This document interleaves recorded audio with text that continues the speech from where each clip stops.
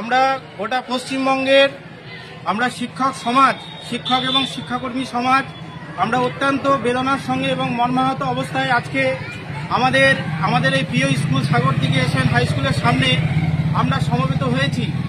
আপনারা সকলেই জানেন যে গত 6 তারিখে 2016 প্যানেলকে নিয়ে যে বিতর্ক শুরু হয়েছে, সে বিষয়টা যাই হোক, আমরা দাবি করছি যে স্বচ্ছতার সঙ্গে যারা নিযুক্ত হয়েছে তাদের চাকরি বহাল রাখতে হবে।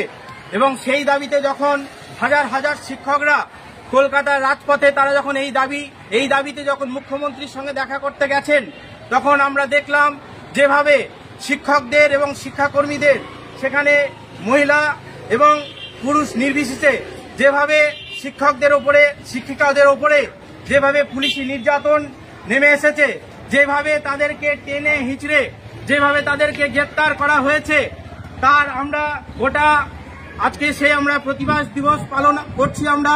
এবং এই ঘটনার আমরা তীব্র ধিক্কার জানাচ্ছি যে এইভাবে শিক্ষকদেরকে এইভাবে লাঠিপেটা করা যায় না। এটা গোটা পশ্চিমবঙ্গের ছাত্র সমাজকে কি বার্তা দেওয়া হচ্ছে যে এইভাবে শিক্ষকদের ওপরে এইভাবে তাদেরকে লাঠিচার্জ করা হচ্ছে, টেনে হিঁচড়ে তাদেরকে গ্রেপ্তার করা হচ্ছে। ফলে এই ঘটনার আমরা তীব্র প্রতিবাদ জানাচ্ছি।